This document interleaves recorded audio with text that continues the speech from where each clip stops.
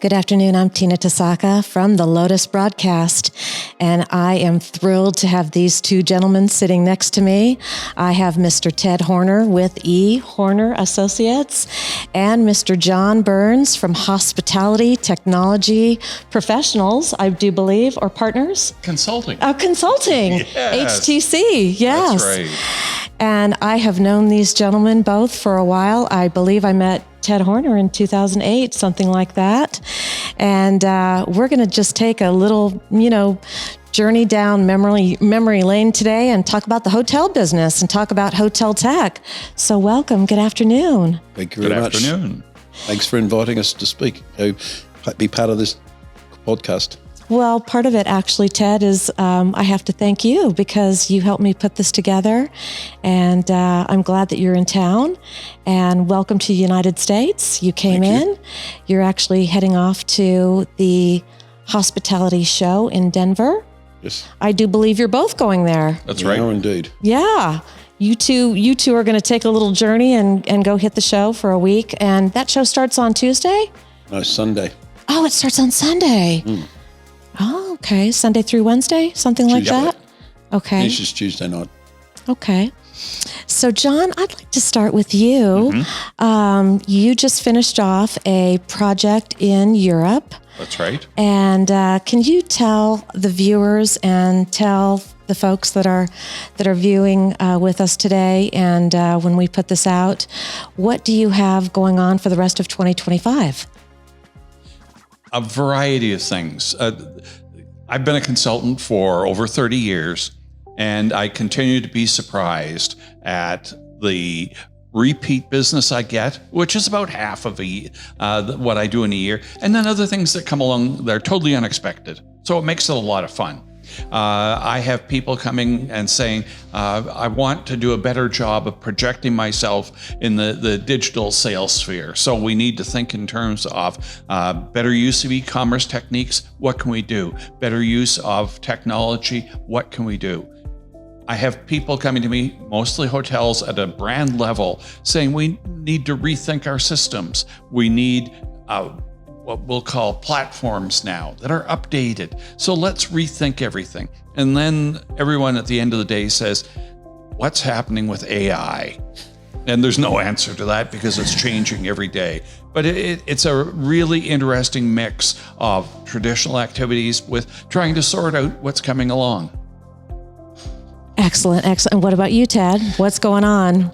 Well, I live on the other side of the world in Sydney, Australia, so my market is not quite as big as John's in the United States, but I'm a professional attendee of conferences around the world. So most of my work today, and I've been consulting now for 36, nearly 37 years, is working with owners of hotels, asset managers, because actually at the end of the day, it's the owners of hotels who fund the technology.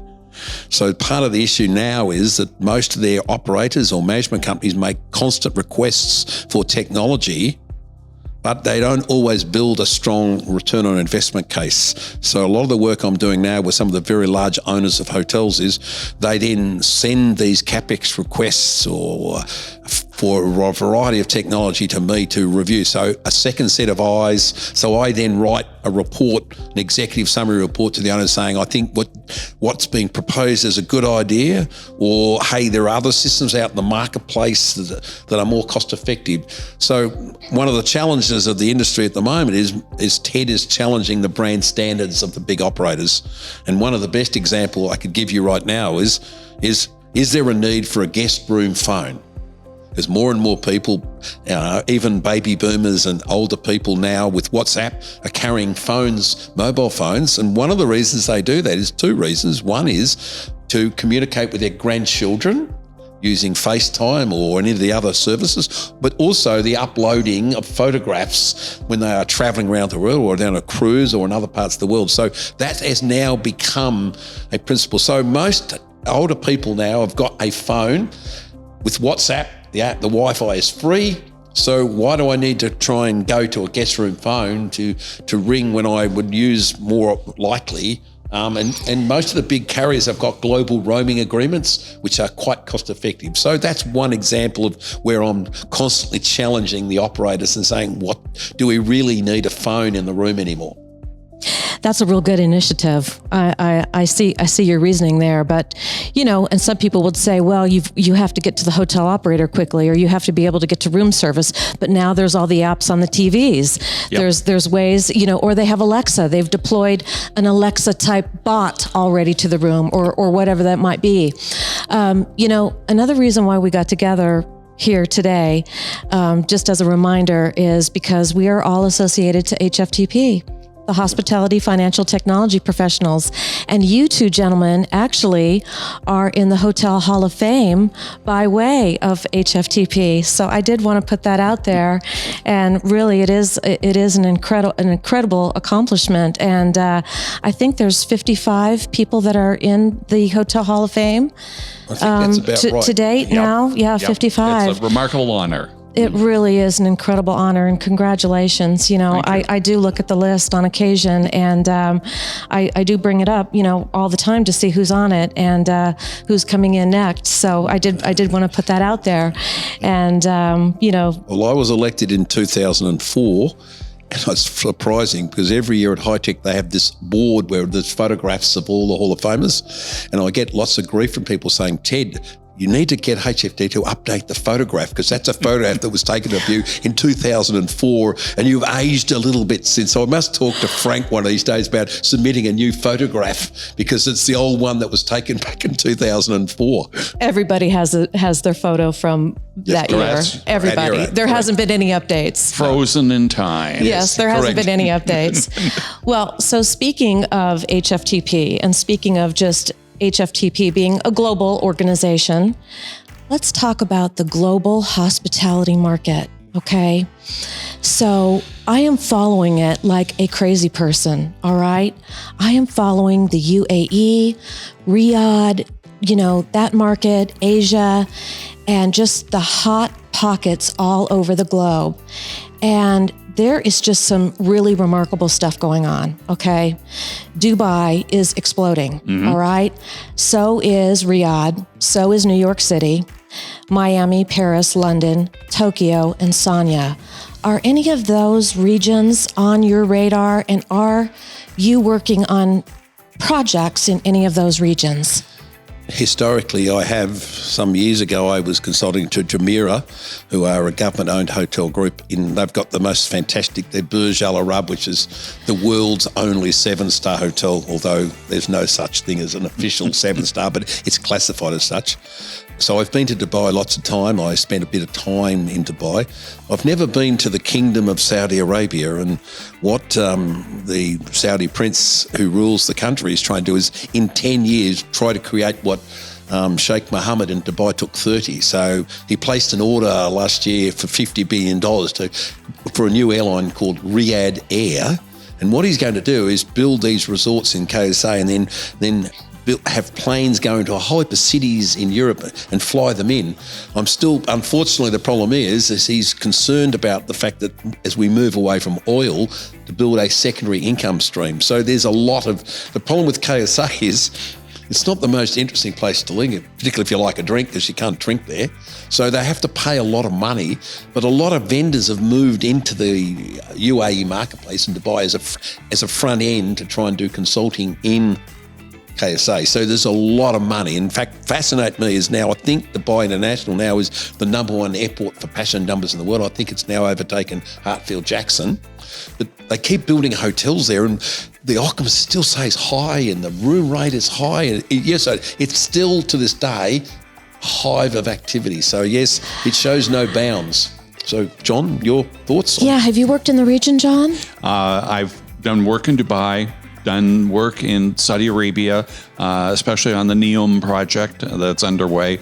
And it's remarkable the similarities across the globe in terms of hotel technology. In so many respects, the system that works in North America is going to work in other places.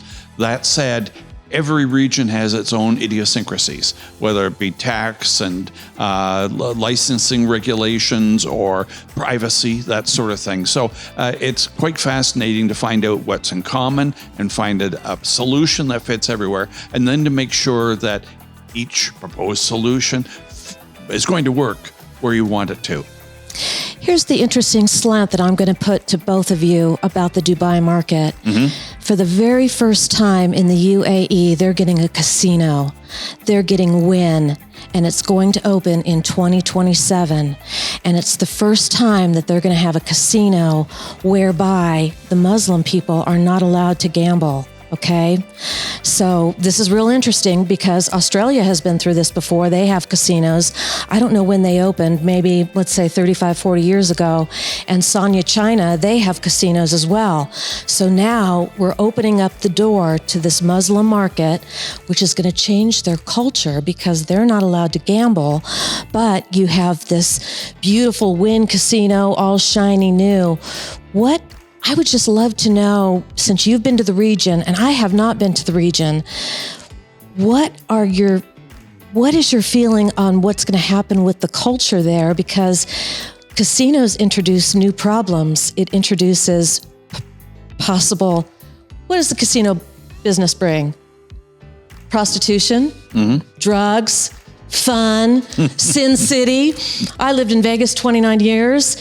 Ted, you've been to Las Vegas a million times. John, you've been to Las Vegas, right? Yep, absolutely. So it's going to change the culture a little bit over there. I would love to have your take on this. I know it's not technology, so I would love to have your take. The first thing is, I believe, and I may be wrong, I did give us, I was on a panel at one of the smallest emirates in the UAE is Ras Al Khaimah, RAK as they call it. And I believe the casinos there, and one of the reasons is because they're really struggling to compete with Big Brother Dubai and also, some of the other ones. So they're going to build a casino, and part of them is there's a very strong push in RAK to try and generate more tourists. So you're going to have, there's a lot of very wealthy people in Dubai. There's a lot of expats, and a lot of expats. If you look at the population of Dubai, I think about 70 or 80% of our expats. The Emiratis themselves are only a small percent, about 10 or 15%. So what it's going to do, I accept the fact that it will bring a whole heap of issues, but it's no different from, for example, casinos in Singapore. Like if Singapore and you want to go to the casino in Singapore and there's two, you have to pay. Singaporeans actually have to pay a fee to get in. It's the same when casinos operated back in, it was opened in the 60s in the Cameron Mountains in Malaysia. Same deal again. So in essence, what they're trying to attract a new type of tourists who are willing to spend money, and there's lots of money floating around. And a lot of the people who live in Dubai who are expats have got lots of money, and maybe they'll be attracted to drive because you can drive from Dubai to RAK pretty easily. So I think they're going to lead to a lot of extra business, notwithstanding the cultural issues, right? The problem, UAE is also a Muslim country, but other thing as well is when they have their religious festivals, a lot of things are closed during that time, and they've somehow managed as a emirate to overcome those issues and not separate from an Emirati or a Muslim, as opposed to providing still the range of services to tourism, etc. So early days, but it'll be interesting to see. But I think it's an initiative. I suspect the government in RAK has probably thrown a chunk of money at Wins to underwrite the cost to open a casino the first casino in the whole of the UAE. John? Yeah. As Ted points out, there are precedents for bringing in a casino and not allowing the locals to participate. Even in London, in the last century, the local Brits could not go into the casinos. It was visitors only. Fair enough. I don't think it's going to have a major impact on society. I do think it will shake up the hotel business, and I think it's going to lead to real interest, real pressure in Dubai, for instance, for more casinos. And that could become a war amongst the major players looking for licenses. And as you pointed out, a lot of disruptive things can follow. when you start bringing in a number of casinos. So, a challenge to society, not necessarily. A challenge to the hotel industry and tourism, maybe. I like that word disruptor. Yeah, that's a real good one. I would be surprised. As you know, there is a major casino operator in the Bahamas called Atlantis. Yes. There is an Atlantis on the island in Dubai, and that's right at the end. Mm-hmm. And even when it opened, it's been open for quite a long time now, there was always speculation in Dubai that one day they would fish up getting a casino because it's right at the end of the island. So I suspect the Dubai government may look at the casino in RAC and see how it goes, and maybe I would not be surprised, because the reason Singapore decided to go with casinos because they were losing business to other parts in in the Philippines. Even there's casinos in Vietnam, etc. I'm not sure there's any casinos in Thailand, but what they did is they were concerned that people were going to casinos and they wanted a piece of the action. And so what they did is they said, if you're a Singaporean, you have to pay. I'm not sure what the current rate is, but there's a fee you pay. But Singaporeans are happy to pay because there's lots of money in Singapore as well. So those two casinos, like Marina Bay Sands, which is a magnificent, iconic hotel, casino as well, has done incredibly well. And then, of course, on the island of Sentosa, there's also a casino as well. So they have been incredibly. In fact, the business, when I went to Sentosa a few years ago, I was speaking to, they told me the island of Sentosa, and can't remember who that something like there was that much business that the whole thing was paid off in about 3 years. Oh my gosh. So there was the volume of business. Because Singapore is an iconic place. I mean, it's a very clean city. There's lots of things to do. There's lots of money, but also people fly.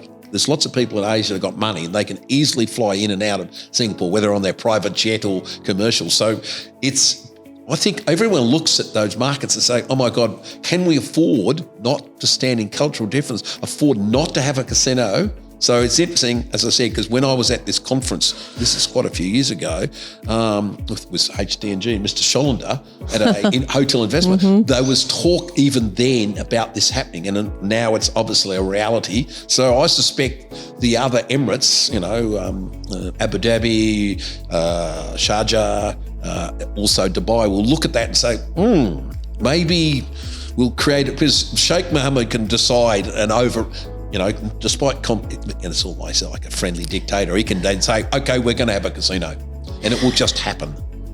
Yeah, I mean, right now, Wynn's got the 5-year lock, according to all the news reports. They've got the 5-year lock, and then Ras Al Khaimah, Wynn has the next piece of land. They just announced that piece of land, and that's going to be the next casino. And oh man, so it's real interesting. Time will tell. So, transitioning just a little bit, knowing all of this luxury build, and the 88 hotels in Dubai, and I have the numbers written down, but we don't need to run through all the numbers. But so, John, recently this big announcement with Amadeus and Shiji, I would love to understand your take on this partnership and what kind of position that puts them in, having this now platform, that they can deploy across the globe. I mean, does that put them in a really good position? I'd love to have your take. I'm going to say it puts them potentially in a good position. I haven't heard much in terms of detail following the announcement itself. The vagueness means that it can be a close partnership or an arm's length arrangement. It's unclear. There's certainly the possibility of an interesting arrangement with the remarkable platform that Shiji has put together, and I don't say remarkable lightly. It is well designed, well engineered. To combine it with the new next generation central reservation system that Amadeus has put together, it's a powerful combination. What they plan to do, the extent they want to cooperate, it's still unclear to me. But it's going to be fun to watch because there is the opportunity for real marketplace disruption. I have a slightly different take. I'd love to hear it. So 3 things I'd like to say. Firstly, because of politics and other things, I don't see in the foreseeable future big American hotel chains adopting the Shiji PMS platform or PMS system called Daylight. But what I do see is some pluses and minuses. I see a plus because HTNG is very well established in China. It's a perfect situation for, off the back of HTNG, for Amadeus to have opportunities in China with relationships that they may not have been able previously to get. Because a lot of companies really struggle to do business in China for a whole heap of reasons, because sometimes it's difficult to get the money out.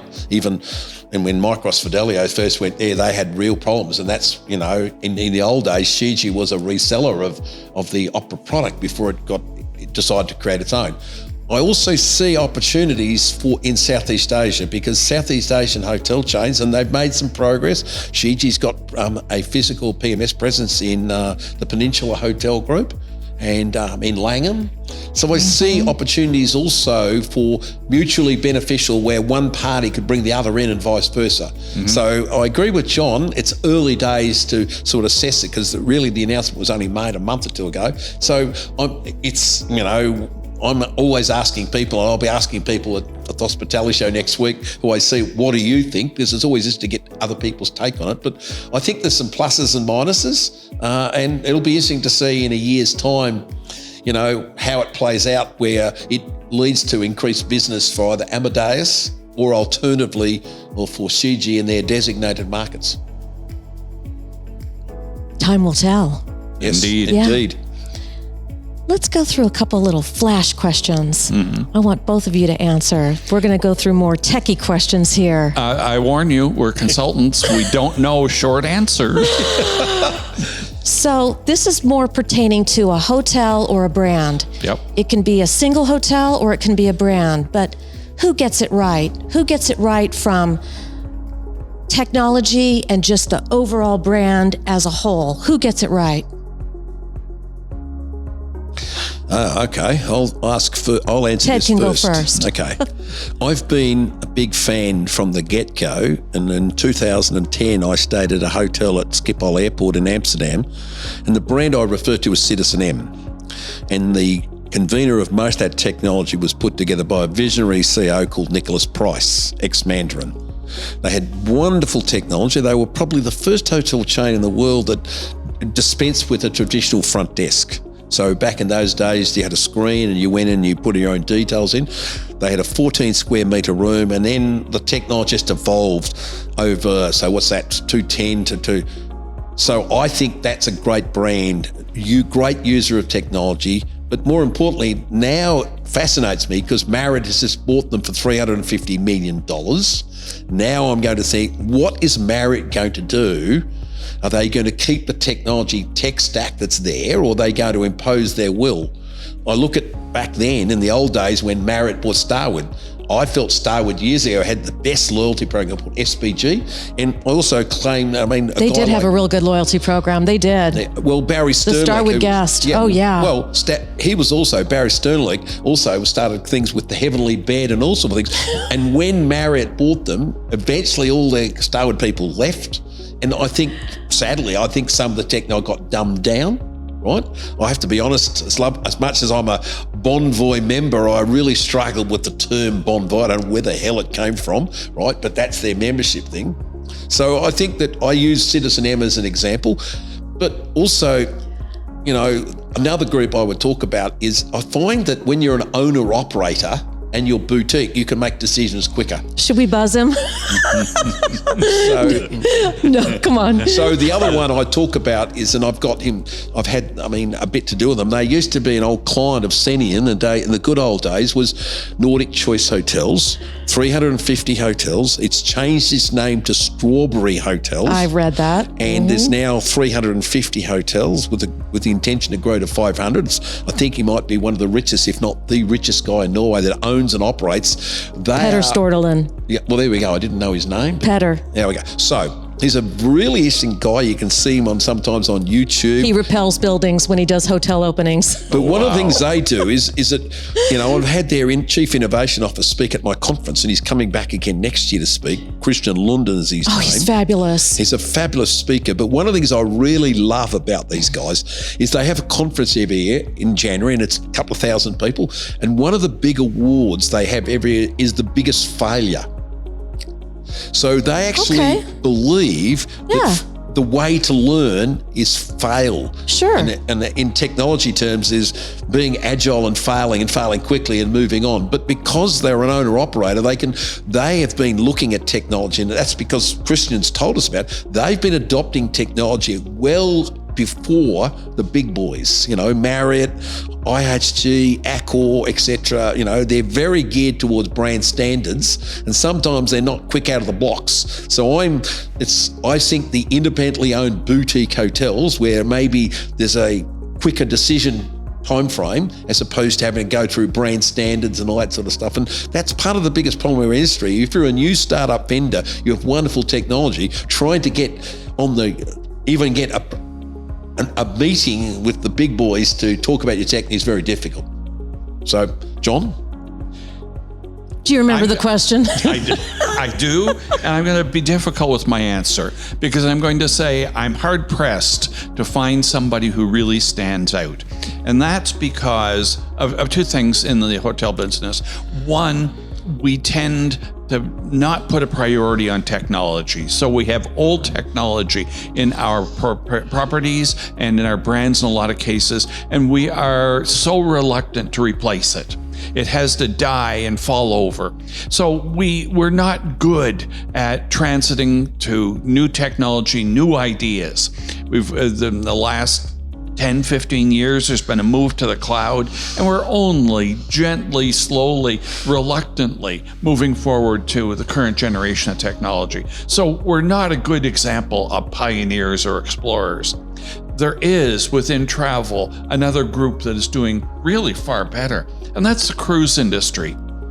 Cruise industry at one point was behind us in technology, and they have leapfrogged ahead in doing some really great work. They're taking systems like our property management system and central res and whatnot, doing an excellent job of integrating them, really bringing in good customer relationship management, guest recognition, personalization. They're enabling their staff to recognize and reward people. So I tell general managers when I talk to them, you should take a cruise and just go as an observer, see what's happening out there. There are some good things that we can learn from. Thank you for sharing that. Coming from you, that's a big piece of intel. Thank you for sharing that. Okay, next question. John, you're going to take it first. So how do you see the digital identity coming to the hotel industry? Where do you think we're at with digital wallets, IDs, biometrics, facial recognition? Where do you see us at? Are we 25% there? Are we 50% there? Are we 10% there? Consistent with my previous answer, we're 5% there. Okay. And those are the leaders. Now we're going to be dragged along. As you go through the airport now, increasingly it's biometrics. When you're checking on or rather boarding the aircraft, when you're coming into the country, be it Delta Airlines or the Customs and Border Control, the rest of the technology industry is being very creative about using biometrics and understanding the guest profile, the guest identity. So we're still lagging, but we're going to be pulled ahead very quickly because our customers are going to say, why do I have to fill out this form? I've given you this information a dozen times or 100 times. Let's get smart. Get with it. So we're going to catch up, but not necessarily because we want to. Ted? Well, I tend to agree with John. Two things, observations. It's consumers that will drive technology adoption in the hospitality industry. So now, everyone now has a mobile phone with multiple apps tethered to their wrist. We do our banking on the phone. So now you've got really innovative places like Changi Airport at Singapore. So when I flew to Singapore, and I'll be there next month, they have an app. So here is at Sydney Airport is a QR code with the app. So I filled out all the details on the mobile app. I arrive at the airport and I'm one of the first people off the phone because once in my life I was at the front of the plane. I walked to the security area, the customs immigration. So my passport was scanned It then it looked at the photograph, my in-passport, comparing with the actual photograph, and I was outside on the other side within 2 minutes.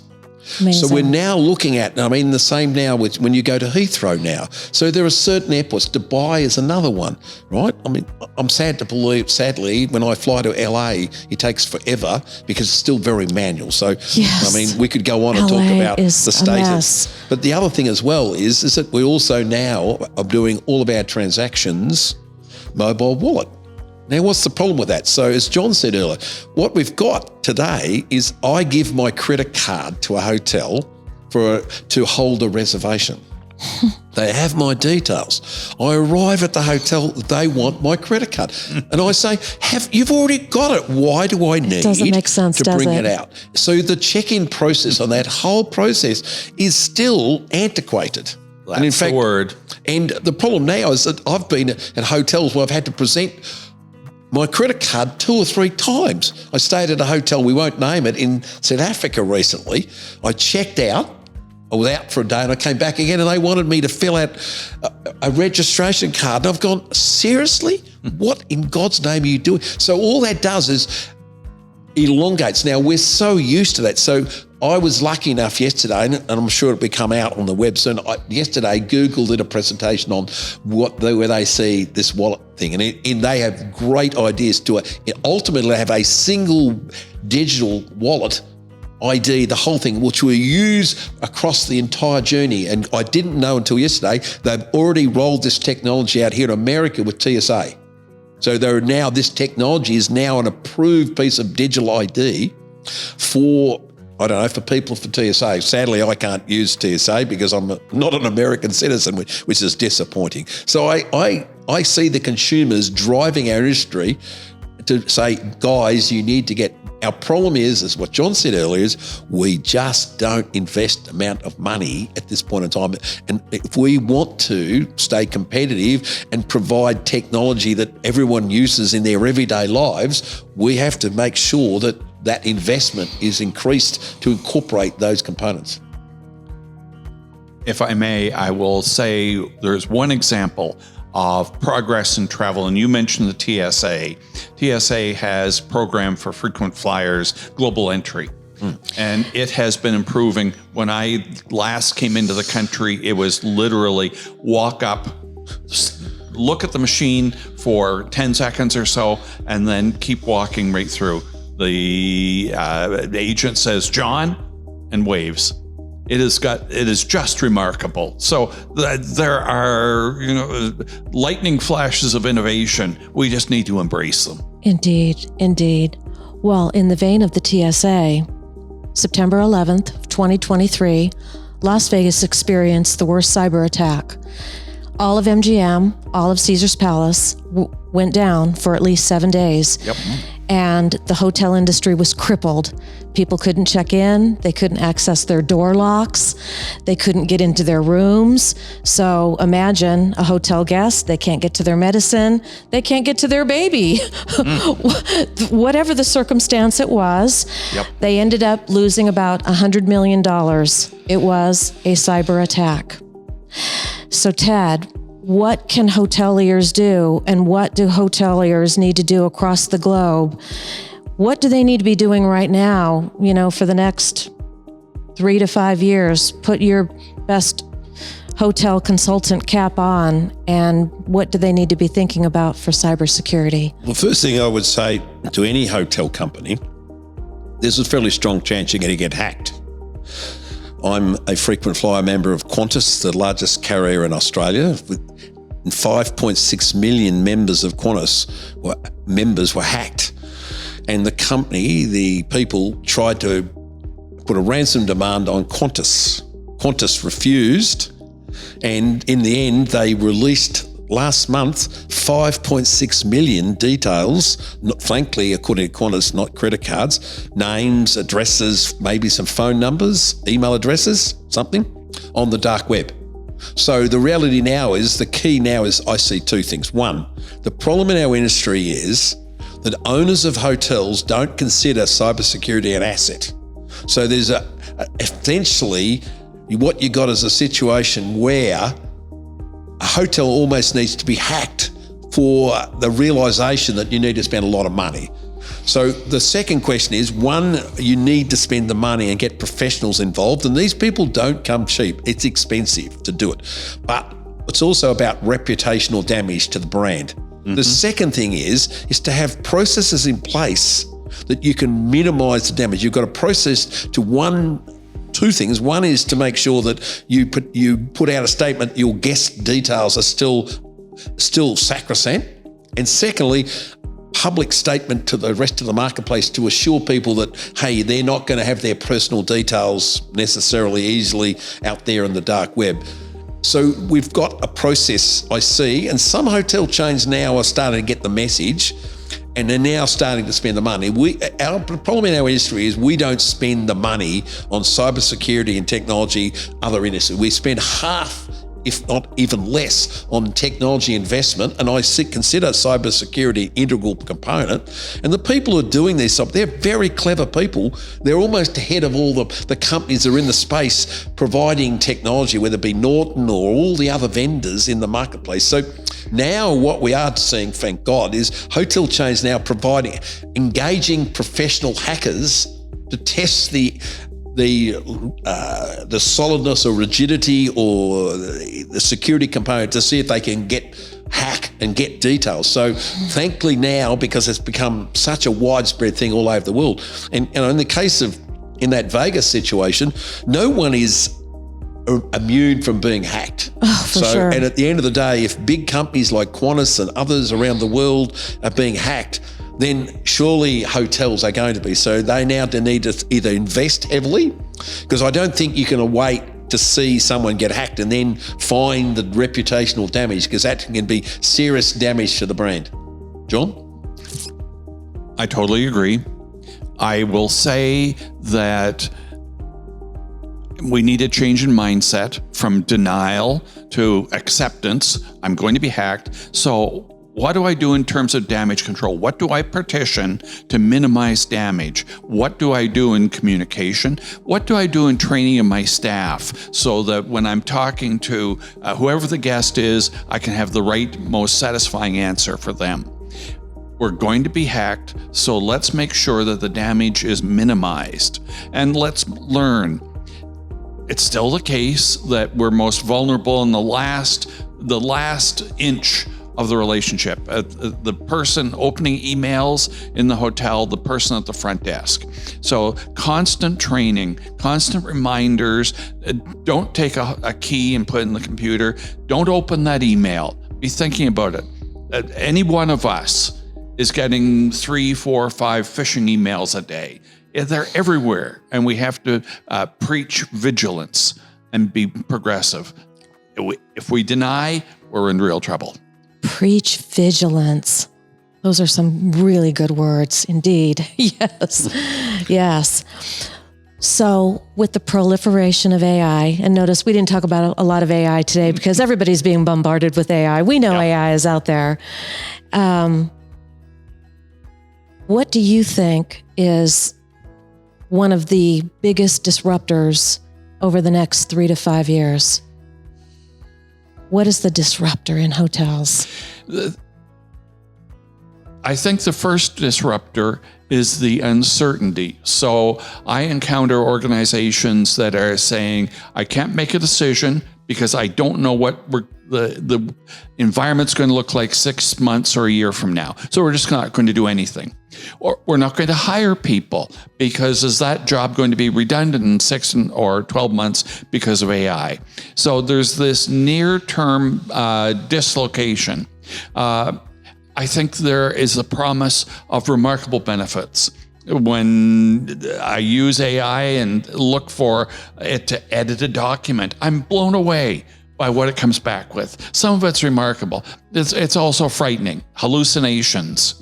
Changes in how we make reservations, the promise or threat of AI agents, agentic AI, really changing how we consider travel, how we book travel. There is so much that is going to happen. It's almost a bit paralyzing. But we can't afford to be paralyzed. We have to have a plan. We can't just say, I'm going to sit in the sideline and wait. We have to be actively involved in looking at what's happening. How can I use it to my advantage? What do I have to do to protect myself? We can't sit on the sidelines. So I've got a similar take to John. Firstly, I'd like to say that earlier this year, my wife and I did a 3-week driving tour around England. The entire trip and itinerary was put together with ChatGPT. Now, I could have, but I didn't, used ChatGPT to actually give recommendations and proceed to book those hotels through the ChatGPT channels. I didn't do that, but it's coming and those systems are there. So the first thing is, that's the first thing. The second thing I see with AI is every single week I have Amazon and Netflix at home in Australia. And by the way, Netflix and Amazon are leading to a removal or reduction in free-to-air TV in terms of people, because people want to watch what they want to watch. So every single week from Amazon, I get an email saying, Ted, based on the things you've watched, we suggest this are similar themes or films genres. So what Amazon did a few years ago also is hired, I think it might have been someone like JD Power and Associates, to do an analysis. What they found was 85% of the recommendations they make for people to watch things based on their history of viewing is adhered to. Now, have we got anywhere close to that level of detail about guests in hotel? Absolutely not. Now, one of the great things that's put out is that AI is going to finally assist us in providing a level of hyper-personalisation. In other words, we're going to have information, guest services, front-facing, staff-facing guests are going to have a lot more information about guests and be able to provide a greater level of service. So we're going to see, I hope, at the moment, I'm still struggling at the moment looking at testimonials. Everyone's dipping their toe in the water. And the problem, as John said, is every day there's a new announcement by something. So there's just come out an article by Marriott, and they're doing some interesting, they're identifying problems. They're then speccing up the problem, and then they're using AI and they're going out and doing test beds and looking at things, and then based on the research and the ROI, then they may ultimately in time adopt. But there's an awful lot of people sitting on the fence, as John said, looking at what everyone else is doing. Because in the world that I operate with owners, it's all about ROI. Is the AI going to increase revenue or decrease costs? And if it doesn't meet that criteria, it may not be signed off, because, investing in AI is not cheap, right? And particularly if you're using consulting firms that are charging $200, $250 an hour, you can quickly run up a very substantial bill in doing what you're doing. So there's no doubt in my mind, I see already that, AI, Marriott's also saying that what they see is taking the manual tasks away from their staff and using AI tools for accounts receivable and accounts payable, and redeploying the staff into more guest-facing areas. The biggest issue in our industry, and we've sort of touched on it a bit, is I call it high touch versus high tech. How hotels moving forward are going to manage the greater introduction of technology, yet it's still provide the essence of hospitality, which is still some level of face-to-face. COVID, when it came along, drove us to contactless technology, and now we're seeing more and more hotels who have said, we're going to do away with the front desk. It'll be a mobile key. It'll be some sort of app you can do. You can check and bypass the front desk. So I still worry about how that's going. And at the bottom end of the 1 and 2 and 3 star hotels, you're starting to see a proliferation of that technology. I don't see it in the short term with Mandarins or Four Seasons or any of the big luxury chains.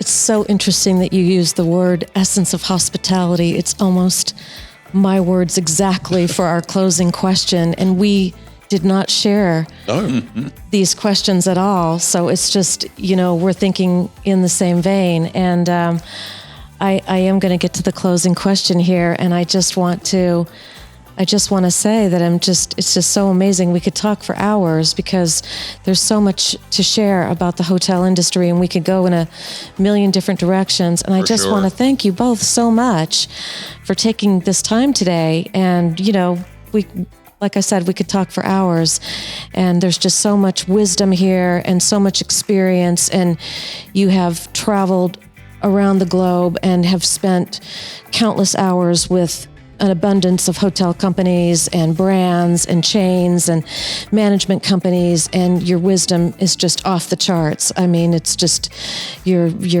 experience is just immense. So I thank you so much for what you've done here today to share your knowledge with everybody. Well, I'd like to say, Tina, thank you for the great questions. The essence of hospitality, or the essence is that you asked great questions, and between the two of us, I think you've elicited some great responses. I'm hopeful this will be beneficial to the audience that watches this podcast, and maybe they'll be able to take a few takeaway points away moving forward as well. Yeah, so I will ask the last question, and I'll read it because of what you said. And the question is, hotels would not be the essence of hospitality without great leaders. What will define the next decade of leaders, tech or service mentality? John, do you want to ask that one first? I'm going to say service mentality, although I'm going to change it a bit. It is uncanny how an organization is a reflection of the leader, the captain of the ship. The whole organization is a reflection of the captain. In a hotel, it is remarkable how the whole hotel is a reflection of the GM, their attitude, their priorities. I think going forward, as we are tuned to humans as our guests, we have to be very aware and very receptive.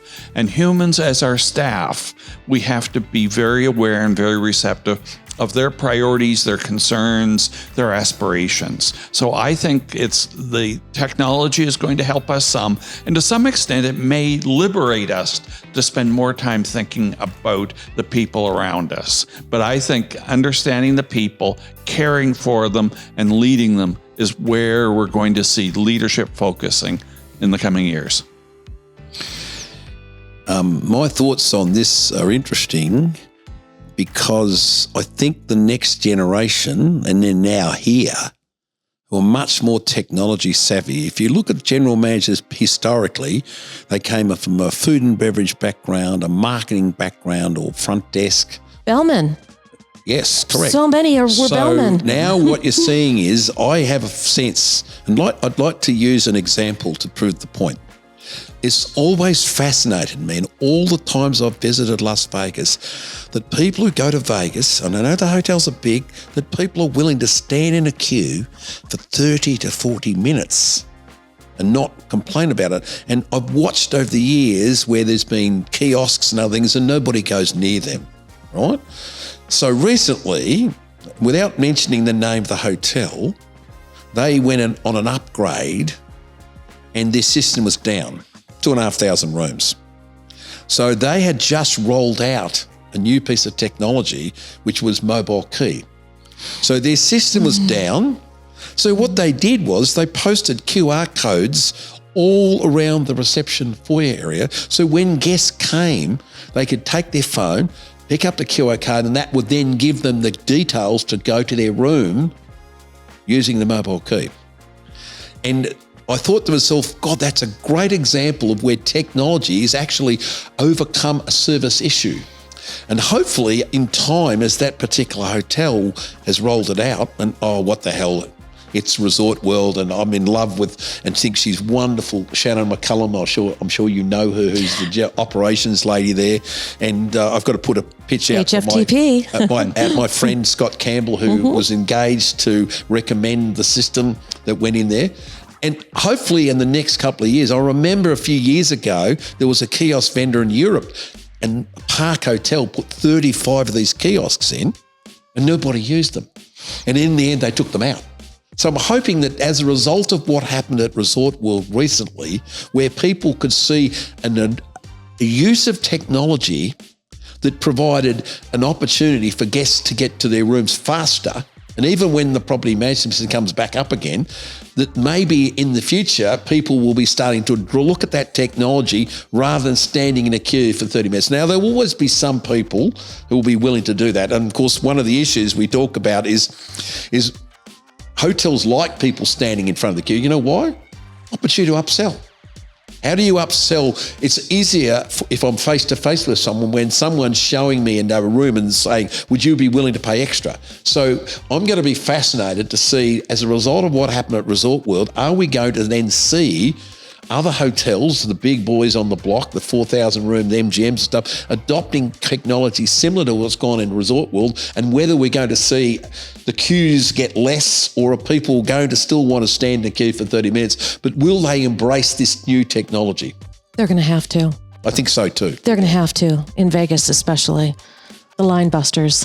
Line busters, yes. Well, with that, we will close this out today. Thank you so much, Mr. John Burns, Mr. Ted Horner. Thank you again. And I certainly wish you well for the rest of 2025 in all your travels and your conferences. Thank you. Yes. Next week at the hotel show.